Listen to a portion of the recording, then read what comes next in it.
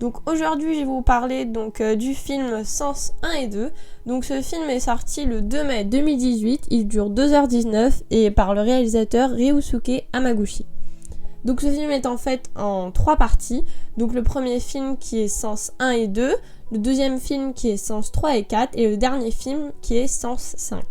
Donc en fait chaque film correspond à chaque sens. C'est-à-dire que le film 1 et 2, donc de Sens 1 et 2, va mettre en avant 2 sens, puis ainsi de suite. Mais le nom original donc de ce film est Happy Hour. Donc dans Sens 1 et 2, on suit le quotidien de 4 jeunes femmes. Donc je vais vous expliquer le synopsis. Donc en fait c'est des femmes qui vivent à Kobe. Et voilà, elles sont vraiment de grandes amies et elles partagent tout, elles se racontent tout, elles passent de bons moments ensemble et elles prévoient beaucoup de choses pour se voir. Donc ce film c'est un pur tranche de vie, hein, on suit vraiment le quotidien justement de ces 4 femmes. Et c'est justement un film qui parle très bien justement du quotidien de ces femmes parce que c'est filmé de manière naturelle. Et on sent vraiment en fait qu'il n'y a pas de superflu, il n'y a pas d'artifice en plus dans ce film. C'est vraiment quelque chose de sincère, on voit tout au long le quotidien vraiment en fait de ces 4 femmes. Et donc au début du film justement, une par une, on voit leur métier, ce qu'elles font, leur maison, leur famille. Donc dès le début en fait on est mis vraiment dans la vie de ces personnages, on n'est plus un spectateur, on est directement comme si on faisait en fait partie du film. Tout au long du film, nous suivons donc la vie de Akari, Sakurako, Fumi et Jun. Donc ces 4 femmes, justement, on apprend petit à petit tout au long du film les problèmes qu'elles ont, la vie qu'elles mènent, le travail qu'elles font, leur façon de penser, leur façon d'être.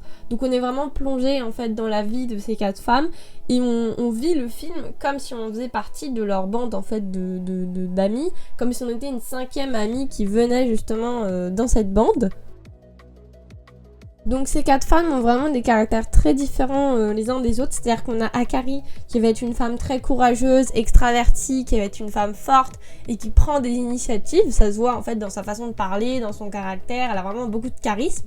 Après on va avoir donc Jun qui pareil, elle aussi elle peut être un petit peu introvertie mais finalement elle a vraiment beaucoup de caractère aussi, elle sait se faire entendre et c'est vraiment une femme aussi donc, qui s'assume, qui sait prendre des décisions.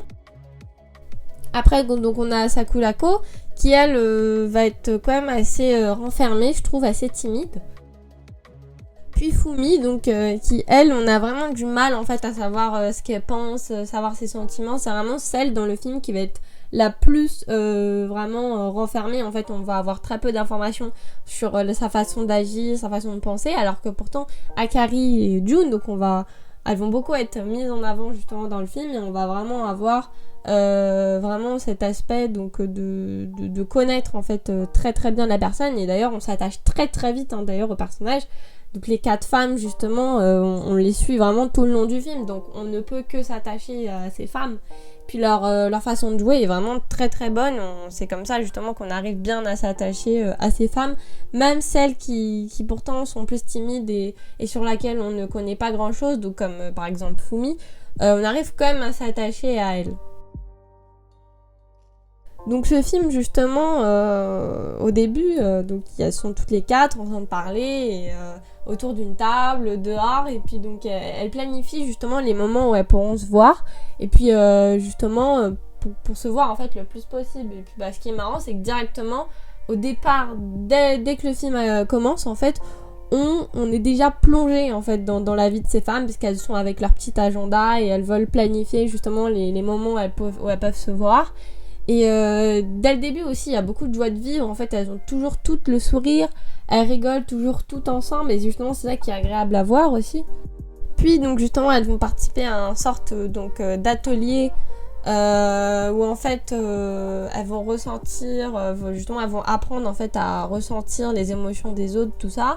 Et après justement pendant cet atelier c'est vrai que la scène lorsqu'ils filment l'atelier est vraiment assez longue l'atelier dure quand même pas mal de temps, sur le film ça prend je pense 30 minutes et donc voilà c'est vraiment centré au début sur cet atelier, le fait de sentir les émotions des autres, de comprendre en fait l'autre personne. Et voilà, donc c'est un atelier vraiment où la proximité entre les personnes est beaucoup mise en avant. Et justement, après cet atelier, ils organisent justement un petit pot en fait d'échange autour d'une table. Et donc toutes les personnes qui ont participé à l'atelier peuvent donc échanger ensemble, parler. Puis c'est là qu'on apprend un peu plus à connaître ces 4 femmes, malgré qu'au début du film on a eu justement comme une autobiographie, enfin comme une biographie justement de ces 4 femmes. Parce qu'on a eu d'abord Akari, où on a vu où est-ce qu'elle travaillait, le fait qu'elle était donc une infirmière. Puis lorsque donc ils sont justement autour de cette table, donc il y a Akari qui parle en fait de son métier et de comment en fait finalement la société traite les personnes malades, les personnes qui sont en fin de vie. Et je trouve que c'est un bon miroir en fait de la société, parce que c'est vraiment la réalité. En fait ce film d'ailleurs traite très très bien de la réalité au niveau de la société au Japon. Donc Akari, elle met vraiment beaucoup en avant le fait que justement au Japon il y a aussi l'acharnement thérapeutique, le fait que même si les personnes sont comme des légumes, en fait on va encore les garder à l'hôpital, les maintenir en vie alors qu'elles vont pas bien du tout. Et justement elle parle aussi de la souffrance que c'est d'être infirmière, de devoir s'occuper de personnes comme ça, qu'on doit même des fois attacher pour pas qu'elles ne s'enfuient parce qu'elles commencent à perdre la tête. Et malheureusement c'est vraiment la réalité qu'on retrouve notamment en France mais aussi au Japon. Et après finalement durant cette petite réunion on va dire autour de la table dans ce café, il y a June aussi qui va parler donc de ce problème avec son mari. Voilà, donc après ça va susciter donc des tensions auprès de Akari et June. Et June elle va donc expliquer comme ça, en fait ça ressort. Et puis ce qui est bien c'est qu'à ce moment-là, lorsque tout le monde parle, en fait tout le monde s'exprime sans réfléchir, tout le monde parle de ses problèmes comme ça sans réfléchir, et ça nous invite même nous spectateurs à parler en fait de nos problèmes, à entrer dans le film et à parler aussi donc avec ces personnes-là de nos problèmes et de notre vie finalement. Et ce qui est aussi très très judicieux de la part donc du réalisateur, c'est que les personnages souvent lorsqu'ils parlent en fait à quelqu'un, il y a en fait la caméra est devant la personne et elle regarde la caméra. C'est-à-dire par exemple June à un moment elle parle et puis elle regarde la caméra comme si elle nous regardait nous en fait, comme si elle avait un message à nous faire passer. Et c'est comme ça justement qu'on peut vraiment se sentir en fait comme si on faisait partie du film, se sentir un des personnages. Et là on se dit voilà qu'en fait le personnage a un message à nous faire passer. Donc c'est vraiment un film où il y a des questionnements à se poser, parce que les personnages nous font nous questionner justement sur la vie, sur la société au Japon, sur beaucoup de choses en fait finalement de la vie quotidienne. Et voilà, donc c'est très judicieux d'avoir filmé la personne qui parle à la caméra comme ça, comme si elle nous parlait à nous, alors qu'en fait elle parle à quelqu'un. En fait c'est comme si la caméra était dans les yeux de la personne à qui elle parlait. Finalement ce film, je trouve qu'on est tellement absorbé par l'histoire, malgré que ça soit un pur slice of life, un pur tranche de vie quotidien, on est quand même absorbé. Et puis il n'y a pas finalement tant d'événements qui se passent dans le film.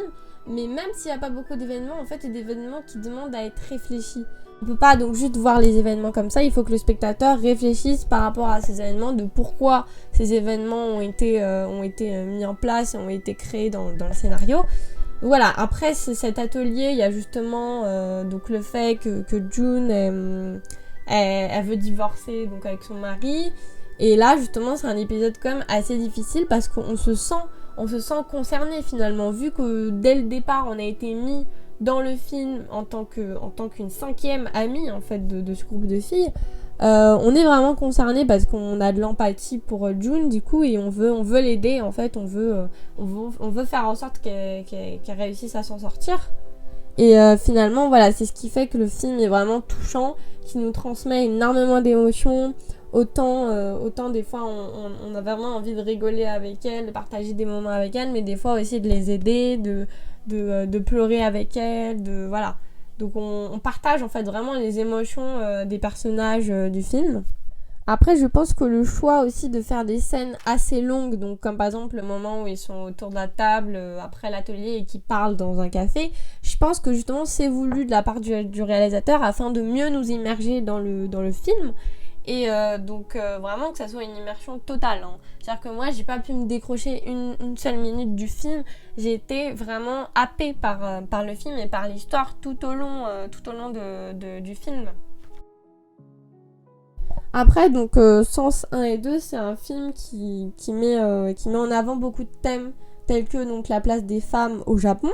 Parce que là, les 4 donc, filles, enfin les 4 femmes en fait qui sont amies, c'est vraiment les actrices principales du film. C'est-à-dire que les hommes sont vraiment mis de côté en fait dans le film. On n'entend presque pas parler des hommes, ou alors c'est vraiment des personnages secondaires. Enfin, celles qui apportent vraiment le plus dans le film, celles qui apportent tous les questionnements qu'on se pose et tous les sentiments en fait du film, c'est ces 4 femmes là, donc Akari, Jun, Sakurako et Fumi. Justement elles parlent de leur vie et c'est là qu'on se rend compte de comment vit une femme japonaise de nos jours au Japon. Par exemple, si elle n'est pas mariée ou si elle est divorcée, ça va susciter des intérêts. Oh là là, t'es divorcée, voilà. Donc là, on se questionne vraiment sur comment vit la femme par rapport à la société au Japon. Notamment aussi le problème de communication dans un couple au Japon, c'est-à-dire que les Japonais, donc en fait, dans ce film, on voit qu'ils se parlent presque pas. Enfin, les couples, en fait, ont vraiment un problème de communication. C'est d'ailleurs pour ça que Jun a voulu divorcer avec son mari, c'est de par problème de communication. Donc ça, c'est quelque chose, à mon avis, très difficile, le problème de communication dans un couple. Parce que la communication, c'est ce qui est le plus important dans un couple, et c'est ce qui fait que le couple va pouvoir durer dans le temps et être ensemble pendant longtemps. Donc s'il y a ce problème de communication-là, c'est vrai que ça va être problématique pour le couple. Et la femme, je pense, va mal le vivre. Et donc, justement, on voit ce problème-là beaucoup dans le film. C'est très récurrent, pas que chez Jun. Mais après, voilà, je trouve que vraiment, après, ça met en avant le fait que les hommes, ils sont froids, en fait. Dans le film, les maris, en fait, les maris de Sakurako, de Fumi et de Jun sont assez froids. Ils disent déjà peu de répliques et puis ils n'ont aucun sentiment, aucune réaction, aucune émotion en fait. C'est comme s'ils étaient deux robots. Il se trouve que c'est des personnages assez plats, contrairement justement aux 4 femmes qui sont des personnages qui sont très bien développés.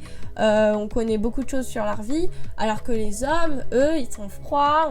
On comprend pas trop ce qu'ils pensent, ce qu'ils ressentent. Donc ça, je pense que c'est difficile aussi. Après, vu que moi je suis une femme, donc le fait que je sois introduite justement dans ce groupe de femmes fait que justement je trouve que les femmes sont plus chaleureuses aussi. Je pense que justement ça a été voulu que les femmes aient plus d'émotions et de sentiments que les hommes dans ce film pour que justement les spectateurs femmes puissent s'immerger et dans le film et puis se sentir comme une 5e amie donc de ce groupe d'amis.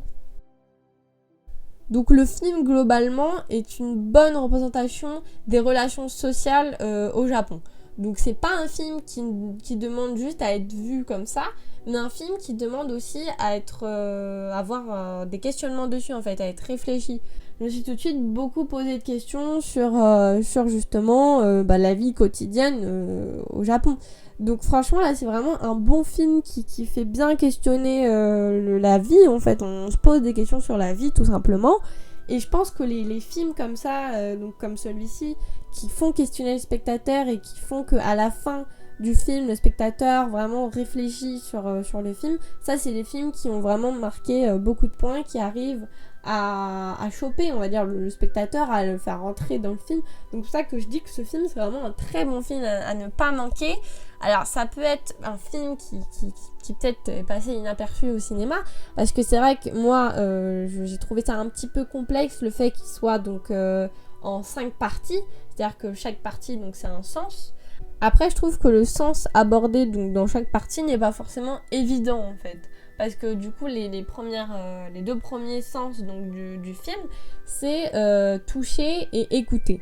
Bon, toucher je trouve qu'il est quand même assez évident, mais écouter n'est pas si évident que ça. Après franchement le fait qu'ils aient fait un film qui soit en 5 parties avec chaque partie un sens, ça c'est très très judicieux justement.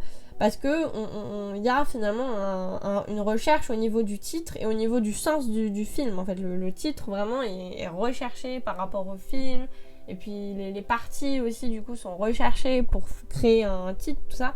Et donc voilà, ce qui est, je pense, difficile dans ce film, c'est le fait qu'ils sont en 5 parties, en 3 films, c'est-à-dire que chaque semaine, un nouveau film sortait au cinéma, et donc on était vraiment invités en fait à continuer le film. Donc personnellement, je n'ai regardé que le Sens 1 et 2, mais je pense que je vais quand même regarder les autres films.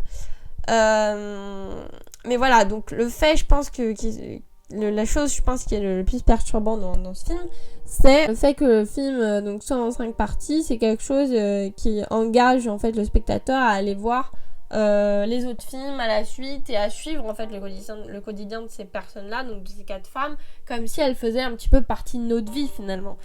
Donc voilà, c'est vraiment un film qui marque pour moi que des bons points. J'ai vraiment rien à dire de négatif sur ce film. Parce que voilà, c'est un film qui est touchant, qui réussit à saisir le spectateur, mais aussi donc qui réussit à faire immerger le spectateur, et au fait que le spectateur s'attache en fait à ces 4 jeunes femmes. Et voilà, on est vraiment plongé en fait dans le film. Donc je vous invite vraiment à voir ce film si vous ne l'avez pas encore vu. En tout cas, moi, je pense que en bilan, ce que je pourrais dire, c'est que y a un bon du coup parti pris du spectateur. On se sent vraiment concerné en fait, comme si on faisait partie du film et de la bande des 4 filles. Et voilà, c'est un film qui fait réfléchir, on se questionne sur le sens de la vie, sur la société au Japon, sur la société même en France, sur la place des femmes, voilà, sur les relations sociales entre hommes et femmes, sur la communication donc dans un couple japonais. Donc voilà, c'est vraiment un film qui transmet plein de choses, plein de questionnements, mais aussi beaucoup d'émotions. Et voilà, je pense que c'est pas un film qui doit juste être regardé comme ça pour le fait de voir un film, mais qui doit apporter au spectateur des questionnements et une réflexion. Donc le film Sens 1 et 2 est vraiment un film qui ne demande qu'à être vu et vraiment à ne pas rater du tout. Je pense que la suite vraiment va, je pense, me surprendre et beaucoup me plaire aussi. Et puis j'ai vraiment envie finalement de savoir la suite de l'histoire et comment se passe en fait, comment se déroule le quotidien donc de ces 4 jeunes femmes. À savoir aussi donc que le film a beaucoup su séduire la presse, car il a reçu un prix donc lors du festival de Locarno donc pour la meilleure interprétation féminine pour toutes les actrices. Il a également reçu donc un soleil d'or du meilleur film japonais Kino Taiyo, mais également un festival, donc lors du festival des 3 continents, la Montgolfière d'argent, prix du public. Donc c'est vraiment un film qui a fait l'unanimité au niveau de son succès, parce qu'il a su séduire non seulement les spectateurs, mais également la presse. Donc franchement, ce film, c'est vraiment un film original, unique, qui est vraiment filmé même de façon unique, et donc c'est pour ça que c'est vraiment un film à ne pas rater. Pour conclure, selon moi, Sens est un film poétique, touchant et prenant.